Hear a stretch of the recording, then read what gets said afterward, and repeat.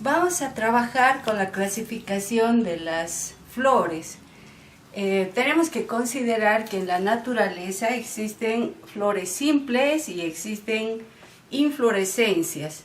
Las flores simples tienen características especiales.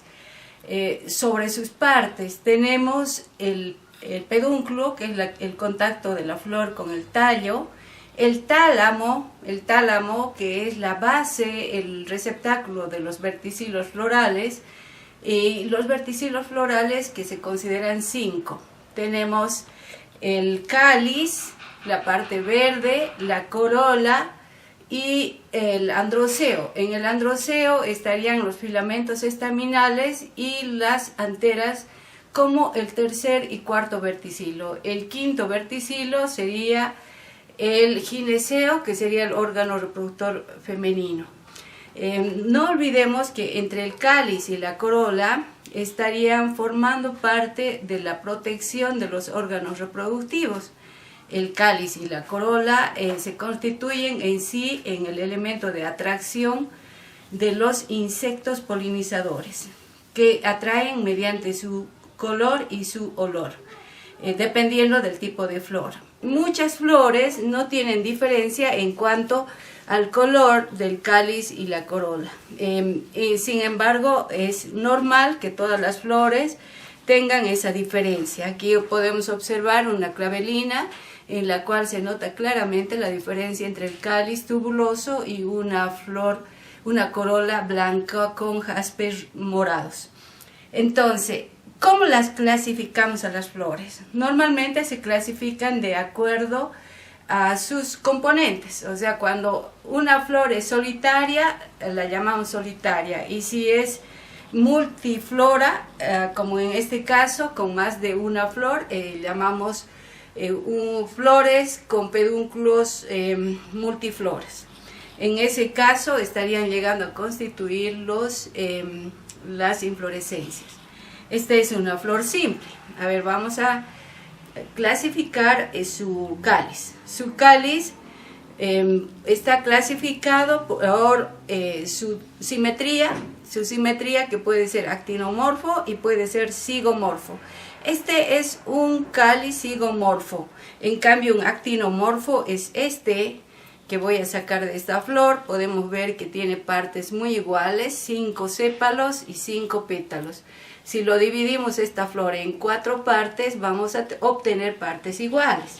En cambio, en esta flor que es cáliz zigomorfo, tendríamos que dividirlo en 4 partes y seguramente no vamos a obtener las partes iguales.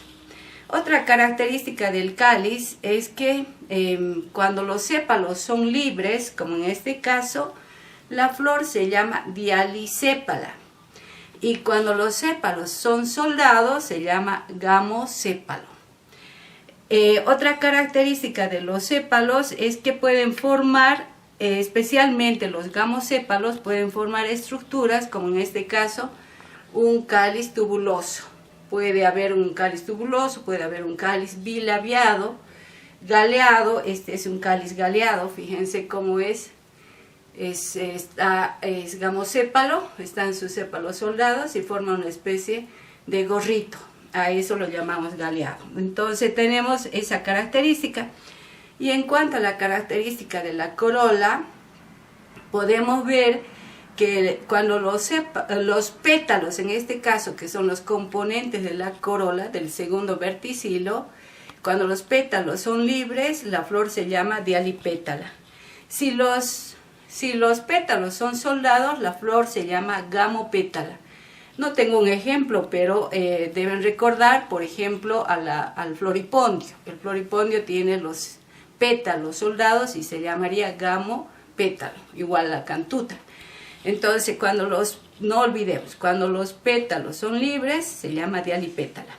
Ahora, las características de clasificación de corola dependen también de sus disposiciones. Si es por la simetría, esta sería una flor actinomorfa, en la cual dividimos, como les decía antes, en 4 partes y obtenemos 4 partes iguales. Y si es zigomorfa, la flor se va a llamar papilionada cuando tiene los pétalos libres. En este momento no tengo, pero podemos poner de ejemplo a la retama, por ejemplo, a la retama, al tacón, a la flor de haba, la flor de arveja, que sería con un ala que tendría 5 pétalos, un estandarte, un ala grande, 2 alas pequeñas y 2 alas más pequeñas que forman la quilla. En cambio, cuando estamos hablando de flores, de la clasificación de flores actinomorfas dialipétalas, podemos clasificarlas en rosáceas. Las rosáceas están compuestas por 5 pétalos. 1, 2, 3, 4, 5. 5 pétalos de uña corta. Llamamos uña corta a la pequeño rudimento que está uniendo a la flor, al pétalo, en el tálamo. Entonces esta es la uña. En cambio, en la flor de clavel, tiene 5 pétalos. Estas son clavelinas, son claveles pequeñitos. Podemos contar 5 pétalos, pero son de uña larga. Acá tenemos 1, 2, 3, 4 y 5. Sacamos y vemos que la uña es mucho más larga que la uña de una rosácea. La cariofilacia sería esta, que tiene 5 pétalos con uña larga, y esta rosácea que tiene 5 pétalos con uña corta. Esta también sería, la podemos ver más grande, entonces podemos ver que esta corola es rosácea actinomorfa, dialipétala. Están los pétalos libres y es simétrica. Contando los pétalos podemos ver que son 5 pétalos, entonces esta es rosácea. Pese a que no, son 4. Entonces, cuando son 4 pétalos, me corrijo, esta es crucífera. Si tiene 4 pétalos, es crucífera. Miren, una rosa es muy parecida a la rosa y nosotros inclusive la confundimos. Yo he confundido esta con una rosácea y contando los pétalos me doy cuenta que es una crucífera. Si vemos la flor del nabo, la vamos a ver también crucífera. Allí no importa el largo de la uña, simplemente son cariofiláceas, las que tienen 5 pétalos con uña larga, rosáceas las que tienen 5 pétalos con uña corta, y crucíferas cuando tienen 4 pétalos y pueden tener uña larga o uña corta, pero tienen 4 pétalos. Si son flores zigomorfas, estamos hablando de otro tipo de estructura. Como les decía, tienen 5 pétalos con estandarte. Esta es muy parecida. Tendríamos un pétalo grande, que sería el estandarte, 2 alas y 2 pétalos pequeños que formarían una quilla. Muchas veces ese tipo de flor se la compara con un ave o con una mariposa por la característica. Por eso también se llama papilionada, porque el parecido con la mariposa, papillón. Luego, voy a aprovechar este momento para que podamos diferenciar las flores simples con las flores inflorescencias. Vamos a observar esta flor, esta inflorescencia, que forma corimbos. Las inflorescencias son conjuntos de flores que están ubicadas sobre un raquis. Este sería el raquis. Tiene flores, tiene brácteas. Estas serían las brácteas.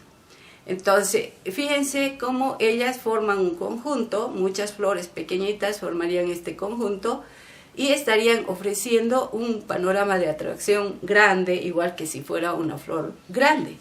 Entonces, en conjunto, estas flores pequeñas ofrecen un panorama de atracción tan interesante como una flor simple grande.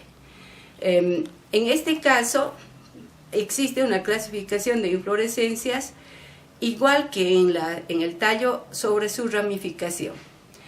Puede ser racimosas o de ramificación simpodial, o pueden ser cimosas o de ramificación monopodial. En este caso sería de ramificación monopodial. ¿Por qué? Porque hay un crecimiento indefinido. Si nosotros miramos al centro, nos vamos a dar cuenta que las flores siguen emergiendo, siguen creciendo. Entonces, en este tipo de inflorescencia tenemos lo que se llaman los corimbos. Fíjense que se parece a una umbela, que es esta es una umbela. A partir de un punto central, que el raquis está reducido, nacen las flores. En cambio aquí hay varios puntos, de acá salen. Este es un corimbo de corimbos. Cada uno de estos es un corimbo y en conjunto forma un corimbo de corimbos. Entonces estamos hablando de inflorescencias racimosas con crecimiento monopodial. Acá puedo mostrarles otro tipo de inflorescencias. En las inflorescencias cimosas de crecimiento simpodial, en el cual puede, a partir de un punto de raquis, puede dividirse en dos. Este sería un dicacio, muy parecido, como pueden ver, a lo que se llama el velo de novia, o también le llamamos ilusión, que se utiliza justamente para los ramos. Ustedes pueden verla como es una inflorescencia en dicacio, formando dos pares y de crecimiento simpodial. O sea, por eso es cimosa dicacio. ¿Por qué? Porque hay dos flores. Si fuera solamente una flor, estaríamos hablando de una inflorescencia en monocacio. Y esto ocurre con las inflorescencias de gladiolo, que les he mostrado en otra oportunidad. Acá tenemos un ejemplo de inflorescencia. Esta es la espiga tipo R, y revisando lo vamos a ver que se encuentra dentro de las inflorescencias racimosas con crecimiento monopodial. Fíjense cómo es como si no terminara el crecimiento, tiene un crecimiento indefinido, y en este caso tenemos espigas tipo R. Todo lo que sean gramíneas, espiga tipo R. Pero si fuera una inflorescencia solamente con flores, no con espiguillas como son estas, estaríamos hablando de una espiga nada más, dependiendo del tipo de distribución. Esta inflorescencia, fíjense, la tenemos acá, parece una umbela, pero no.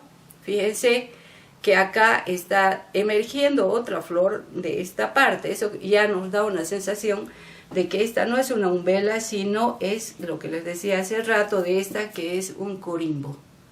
Entonces fíjense que la diferencia de las inflorescencias hay que detectarlas desde el nacimiento del pedúnculo junto al raquis.